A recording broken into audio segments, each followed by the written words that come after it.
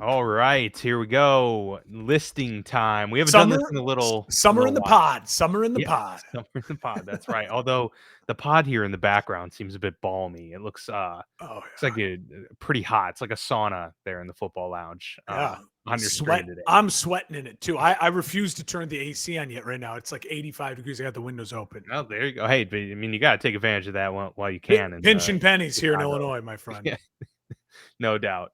Um, well, we've got our first official list that it's summer and the spring and the off season in general when we're doing lists because 'tis the season, as they say. But yeah, you brought this idea to the forefront. I think it's really good, and this is going to be kind of a part of our summer series, if you will.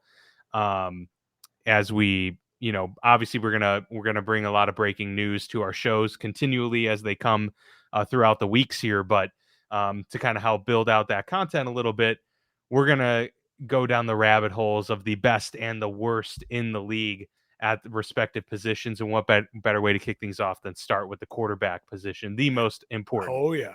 Here, Mark. I think what's fun about this is the the top for certain of these lists are going to be hotly debated, obviously.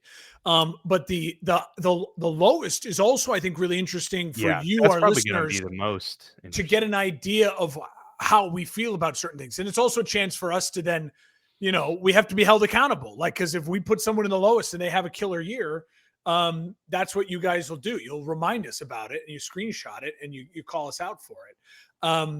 I just think this is, it's just a different version. We can talk about more guys than just doing a top four. We're gonna give you, and listen, even the 32nd worst, the starting wide receiver number one is still a wide receiver number one. So like when we debate that, it's going to be interesting to see where we land on some of that stuff. So I think the quarterbacks will really kind of set this format for our viewers, and then as we go throughout other position groups and coaching and teams or whatever it might be, I think the viewers will really get what we're getting at, and you can play along with us too. Yeah, this might actually be the one where we have the least contention among our lists because there are so many wide receivers to talk about. There's so many running backs, whereas quarterbacks, at least the top, we may have a difference of like one, but I think that it's going to be pretty uniform. And then bottom five, though, will be an interesting discussion nonetheless. As we dive in, just a quick announcement and reminder that we are a part of the For Frequency Sake podcast network, and our annual Toys for Tots leagues are beginning to ramp up. So be sure to check out forfantasysaqc.com. Check out the For Fantasy Sake social handles as well as ours at FB Lounge Pod. For more information on signing up, we want to get as many people involved in as many teams as possible. A couple hundred teams last year, so we are well into this thing and raised thousands of dollars for our local Toys for Tots over by Mark there in the Quincy area, by myself in South Carolina, and then the Quad Cities, of course, where the headquarters of For Frequency Sake lives. So we're hoping to raise even more money this year, continue to see this thing grow, and so can't do that without the listeners, the viewers, participation. So excited to get that going. And this year, I believe Mark and I will be hosting our own teams. So you'll be able to kind of pick which teams you compete on as well. So that'll be, or leagues, I should say. So that'll be fun too. So excited to get that going. All right, let's dive in, Mark. Do you want to start with the top five, since that's probably going to be the easiest to go through? Let's do it. What you got? Let's do it. At number one for the top five of the highest ranked quarterbacks in the NFL, I have Patrick Mahomes at number one. I have defending MVP Josh Allen at number two. I put Joe Burrow at three because I still think when it comes down to the position of quarterback and playing the position of quarterback, it's not fair that Joe Burrow plays for the Bengals and Lamar plays for the Ravens, right? And one organization supports the team and the player in a different way. I take Joe Burrow in the slightest of slights over Lamar Jackson, who is at number four. And at number 5, I think this is a real hot debate. So I'm really excited to see where you land on this. I have the Super Bowl champion Jalen Hurts at number 5. I think it's fair enough for me to sit here and go, Jalen Hurts is elevated above some of those other guys who I think maybe more purely talented at playing the position. But I think Jalen Hurts has a ton of intangibles, and his running and the tush push doesn't work just because the offensive line. Jalen Hurts is one of the main reasons why the tush push is the tush push. He's a unique athlete that I think would be successful in a lot of situations, in a lot of places, and is an athlete. You know what I mean? I look at some of the other names I was considering for this 5 spot, and I thought, you know what? Jalen Hurts in his first Super Bowl run outplayed Mahomes, but just had a really bad fumble. In his second Super Bowl one, he won the Super Bowl and was no, I know he wasn't putting up 400 yards and 4 touchdowns a game, but Jalen Hurts is a special cat, and I'm going to give him the benefit of the doubt and put him at 5 for this year. So there you go, Dan. There's my top 5. Where you at? I love it. We are in lockstep, my Let's friend. go. Let's exactly the same 5. So the that's lounge. that's good. That's right. The football lounge lives on. You can book it. Yeah, man. I mean, for a lot of the same reasons, I absolutely agree with you. Patrick Mahomes is the GOAT. I know he just lost the Super Bowl. I know that he, is now removed a couple years from an MVP. But he is the best quarterback in the league all around, no question. And I really don't think there's much of a debate. I've seen actually a lot of lists. So after I made my lists, I went and kind of saw what were some people ranking in the offseason. I'm curious like how mine stacks up to theirs. And a lot of people had Josh Allen 4th, 3rd. Yeah, I saw some of that didn't too. much Pro of Football Josh Allen Focus had Josh Allen 4th, I think, in their ranking. It's bizarre to me. Now I get it. Their rankings are solely based, it seems, off of what their grades were that they had. But it's hard to say that a guy who just won an MVP and doesn't enter next year is at least the top 2 quarterback.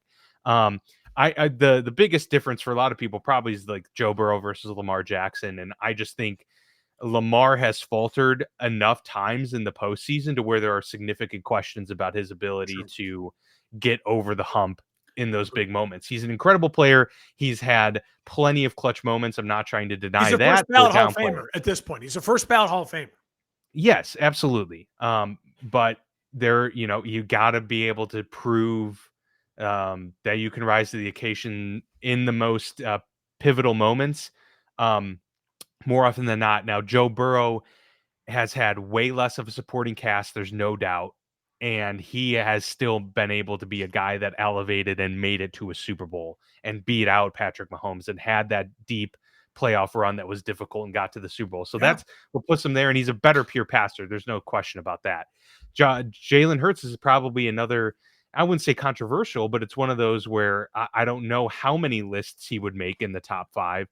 But for us, I think he's just got those leadership intangibles that you want in the NFL. And if I'm just thinking about 5 quarterbacks that I would want starting my team if we just started from scratch, which is an interesting thing because we'll eventually try and introduce a fantasy draft. Yeah.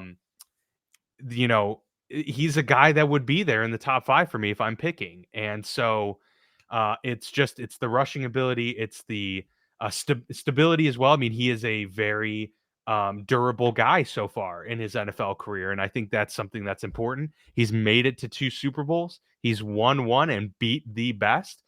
So you got to give the guy his flowers. And I think he's more than deserving of that nod there at number 5.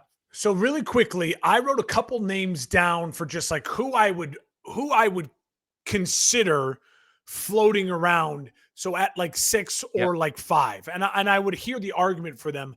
And those names would be Stafford, Herbert, Jane Daniels, CJ Stroud. Those are the 4 names that I'm like, okay, if you floated those names around, I'll listen to your argument for why they should be 5. But I'm going to still choose Hurts over those guys. So is there anyone else you want to add to that, or do you disagree with any of those names?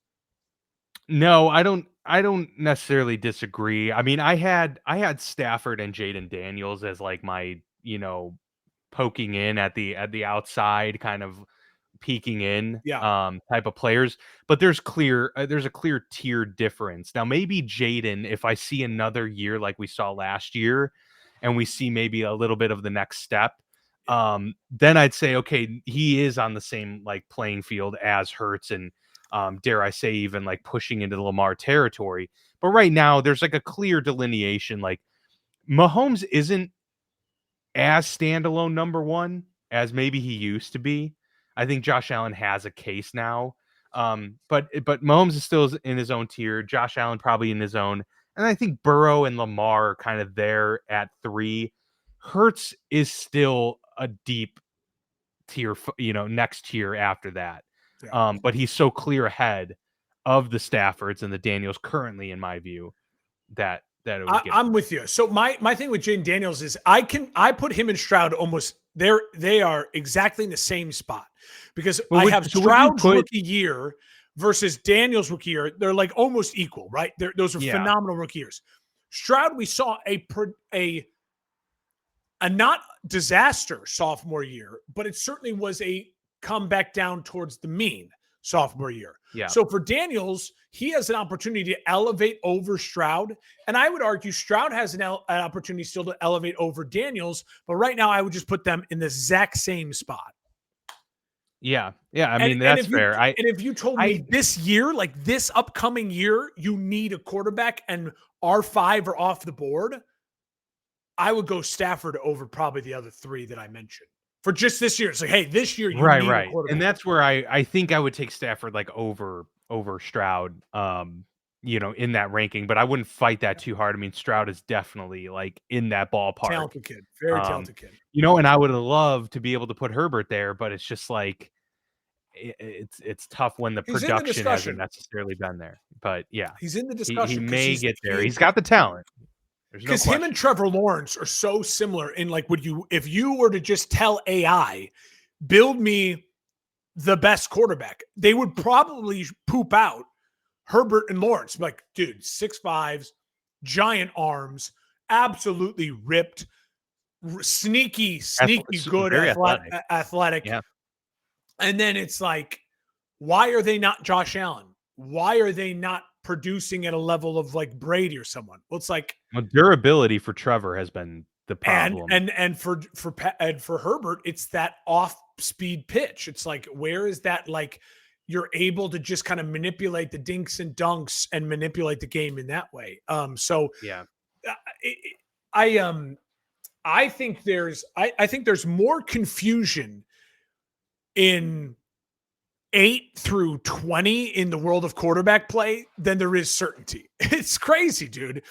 8 to 20 is wild. That's why I'm really fascinated by what you're going to put at the bottom, because I think there's a clear bottom starting quarterbacks here. And I can start with my list if you want, and we can go from there, right? Okay, that's fine. Yeah, that works. At number 32, Rattler / Shuck, whoever starts for the New Orleans Saints. That's bad. I don't have any faith in Spencer Rattler, and I think Shuck could be something, but again, he's a 3rd round rookie. So I'm gonna benefit of the doubt. I'm gonna put them last. At number 31, and this is an asterisk, but it's the name. It's as of right now on the sheets. It's Mason Rudolph. I put Mason Rudolph at 31. If that becomes Aaron Rodgers, the Steelers are not near the bottom 5 at all. Okay. So I actually have a 27th to sub in case that happens. Okay. Just slot everything down. But otherwise, I'm going to go at number 30. This I think might shock people. But I have nothing as far as NFL tape to base this on. And the only thing I know so far with this person is they suffered a bad knee injury on a very routine run out of bounds. And that's JJ McCarthy. I have McCarthy at 30. Okay. I think McCarthy's got talent. I trust Kevin O'Connell, but I'm going to be safe than sorry. I'm going to put him at 30. Number 29, Anthony Richardson / Daniel Jones. Whatever, either one doesn't matter, but I'll go Richardson. Number 28 in my true bottom 5, the Browns. So If it's Flacco, I think that's why it's 28. Because I would start the season, if you told me you have to win a game, I would go Flacco over Richardson, McCarthy, Rudolph, or Rattler. But again, if it turns into Sanders or Gabriel, I don't really know what to do there. But I'm gonna put Flacco 28, and then I would here's my break glass of a case of emergency. Next worst situation, the New York Giants, because while I do think Russ is more talented than maybe some other guys, and he had a very underrated productive year. It was a productive year in Pittsburgh. I think it's a toxic situation in New York. And what Russ versus Dart with Jameis Winston in that room is just toxic. So that's my worst of the worst, I guess, quarterback rooms, because for some of these, I don't even know who's starting. I'm interested to hear what your reaction Well, is. yeah, that is a curious situation. So we do have some difference here, which is good. Not a whole lot in terms of the names on the list, although there is one that is flipped, or that has entered the mix that you didn't mention. So yeah, we'll just dive right into it, and we'll see what you think. So for me, 32 is insert state's quarterback name here. Whether it's Jake Haener, whether it's Spencer Rattler, whether it's Shug, like one of those guys. Forgot about Haener. Obviously, we just don't know enough. Yeah. We don't know enough about them. What we've seen of Spencer Rattler and Haener hasn't been great. So there's just zero confidence going into that. But 31 for me is Anthony Richardson. I mean, he's completing passes at a 50% clip. He's making poor decisions. His talent in terms of running the football and the powerful arm, that's all there. But I don't know, man. I don't feel good rolling out in any NFL game with Anthony Richardson as my quarterback right now. And so if you're talking about like, in terms of prospects, like if I was the Steelers with their situation right now, okay, yeah, I'd rather take Anthony Richardson just because the what if, But if you're talking about just like, okay, going out and the goal is to winning games, a game, yeah. Anthony Richardson is like number 31 for me. Number 30 is JJ McCarthy, and that's we're right there. We both had him at 30. Yeah, haven't seen the guy play at the NFL level, coming off of an injury. If this works out, I think it's going to be a lot more about Kevin McCarthy than it is about, or Kevin O'Connell than it is about JJ McCarthy. But there's just it's hard for me, and I know that you could say, okay, well, there's other rookie quarterbacks. Well, the Saints guys are already put at number 32. And I think I'd rather go with Cam Jackson Ward. Dart right now than JJ McCarthy or Cam Ward. Hell yeah, and certainly Cam Ward, who is not on this list. No, because I would take him over these guys starting right now. Mason Rudolph comes in at 29 for me. He's a professional quarterback enough to where I would feel okay. Pittsburgh's probably the best spot for him because he can work within that system fine and get you wins. I mean, he's proven to be a, winning quarterback with the team. Obviously doesn't inspire any confidence, but he's kind of like a late stage Joe Flacco at this point in his career. Capable backup, capable starter, if you need him. 28 for me is Michael Penix. I didn't see enough that I liked from Michael Penix. I love that you said that. I'll let you talk but I want to, when we finish your list, I have some Penix thoughts. Okay. Well, I certainly liked from the minimal like growth we saw and just the minimal snap counts we saw from him last year. So I think that there's a lot of promise there. But I thought the growth that Bryce Young showed, for instance, trumped what confidence I felt from the reps that I got from Michael Penix. So I would take Bryce Young over a Michael Penix right there. I think Joe Flacco is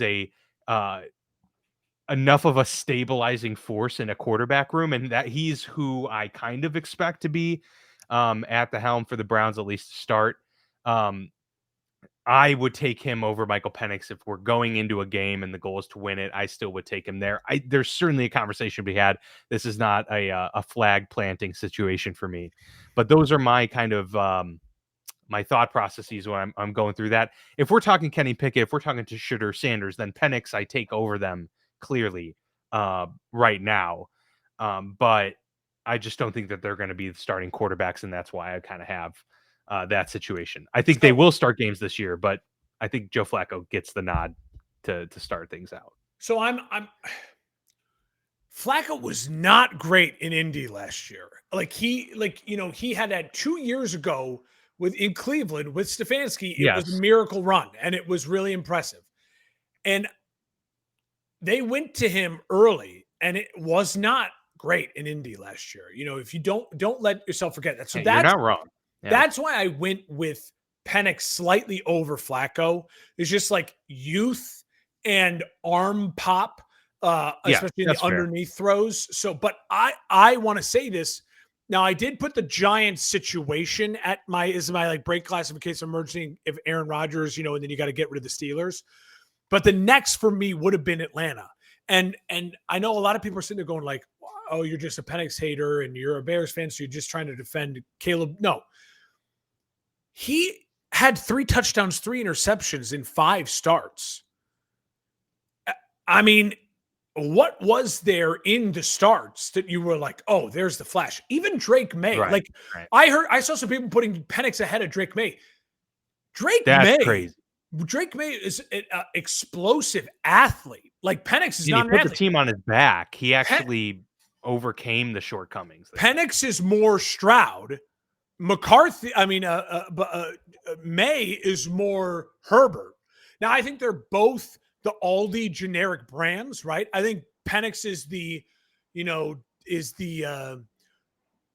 Fruit O's, as not Great Fruit value. You know what I mean? So we shop a lot at Aldi. So it's like if CJ Stroud is Fruit Loops, Penix is Fruit O's. You know what I mean? And if Herbert is Frosted Flakes, I think that May is like icy polar Crisp. crunch or whatever it is. Yeah, and so it's the most niche reference I'm going to try to make here. But I think you get what I'm saying. I do think they both have ceilings still that are really high. But people who were sitting there going like, oh no, Penix and May and Caleb are the same, like all, Caleb 3-to-1 touchdown interception ratio, started all 17 games, already more experience in what he dealt with. A vast, improvement of numbers compared to what he was dealt with 3 different offensive coordinators, coaches getting fired left and right. So, almost breaking the all-time sack record in a season because that offensive line was so bad. And May ran for more yards than Caleb, started 4 less games. So May's a real running threat. Like he's a real running threat. Caleb, it looks like the type of guy who's going to run for he's got like Russell Wilson running. It's about 350 to 400 to 500 yards in a season with a touchdown or 2 or 3 touchdowns. May looks like Herbert numbers where it's like going to be 600 yards rushing and like 5 or 6 touchdowns if they use his athleticism the way that they will. And I think that the Patriots will certainly capitalize on that. Dan, the other names I had, like rounding out the 20s, would have been Atlanta, as I said, Carolina, the Jets, and Tennessee. Again, the Jets are the only team we know that are starting a rookie quarterback. And so as much as I like Cam Ward, I'm not putting Cam Ward over May. I'm not putting him over Caleb. I'm not putting him over Bo Nix. I feel pretty strongly about what I think those guys can become and / already are. Cam Ward is still a question mark, but I would take his question mark and tape over Rudolph, Richardson, Flacco, blah, blah, blah, blah, blah, McCarthy, all those. And as far as that, I do think Justin Fields, again, 10 touchdowns total, 5 passing, 5 rushing in 10 game appearances with only 4 true starts. Over 1,000 yards passing last year for Justin, 60% completion, his highest in the NFL. I think we're sleeping on Justin a tiny bit. The problem is he's with the Jets. So I think the Steelers were a stable organization that allowed Justin to be himself. With the Bears, dysfunction. With the Jets, dysfunction. I worry about Justin going back to that dysfunction. Now he's got Garrett just running for his life and trying to make crazy plays happen. And, that Jets offensive line is better than any Bears offensive line he really had. And that's not saying much. It's not a great offensive line. It's a solid offensive line. It's got some young talent, some star power, and he's got weapons. Breece Hall, he's got Garrett Wilson, his college go-to guy. So I'm not willing to put Justin Fields in the bottom 5, but certainly floating in that late 20s. So I think is there anything you disagree with on that, in that realm? Is there someone else I'm missing? Or you say, no, this person belongs near the bottom 5? I can't think of a quarterback that I would say is like that you're putting Justin behind that isn't, worthy of it off the top of my head. Yeah, like I have injury concerns with Tua. Geno, but he's productive solid. as hell. He's really productive. Sam Darnold, but really productive. But that I will say, I think the next group of guys, if we were to keep going, that like 24 through 18, you're going to see a lot of Darnold, Geno, and then also you're going to see then the young guys, May, Caleb, Bo I think Nix. Jordan Love would be somewhere in the mid to high teens. So that's one of the funniest things. So I didn't want to seem like a hater, but if you go through, do the research yourself, folks. Search just like lists of top best quarterbacks in the NFL. Look at anything that's been written since the season ended. Jordan Love is all over the map because there's guys who believe in the pop. Nobody knows what to do with them because we have 3 different Jordan Loves. We have the first 8 games of his career, which were very shaky, and his coach calling him out in a press conference. Then we have the last 8 games of his first year starter, where he was on fire and he dominated a playoff game and almost beat the Niners on the road. So for a terrible decision throw late in the game. And then you have last year, which is injury riddled and very inconsistent wide receiver play. Is that Love's fault? Is that the wide receiver's fault? I don't know. So yeah, Love is a classic guy we're avoiding. This is one of the fun reasons we're doing highest and lowest, because we avoid having to figure out, would you rather take Jordan Love or Kyler Murray? It's like, right. Neither? Can I take neither right now? It's like it's a case of, pick your poison, which would be funny if next year's offseason we just do our list, maybe, or just meet me in the middle and we do 10 through 20. Right. Yeah. Just the mediocrity mountain. Yeah. Because you're just like, those are the guys who everyone's arguing over online. No one's arguing about Mahomes, Allen, Burrow, and Jackson. You're dumb if you are. You're dumb if you're saying those guys aren't top 5 guys. You're just dumb. Yeah. And no one's really arguing that Spencer Rattler shouldn't be in the bottom 5 or Anthony Richardson. Right. Right. Absolutely. No. Yeah. You can understand that there's a conversation to be had, even if you don't agree with the exact placement of it. Whereas the middle gets a lot murkier. That's for sure. Absolutely. Well, I'm not sure what we're going to have for you next week, so that'll be a little bit of a surprise. Mark and I will talk offline here and figure that out. But definitely got to try and move forward with this series and bring another position to the table for you all, as well as, of course, any breaking news, new signings. We do have mandatory minicamp coming up soon. Aaron Rodgers still has not made his decision. Oh, there you go. All right. I didn't even realize that they started their stay. So yeah, very soon we're gonna get some news in here, and that things are gonna start ramping up big time. But that will do it for us here today. Appreciate everybody listening. Check us out at forfantasysakeqc.com, all the other great shows that we have here. But we will see you back here next week. And while we are the Football Lounge, I just want to say this as we sign off: extend Kyle Tucker. Do it now.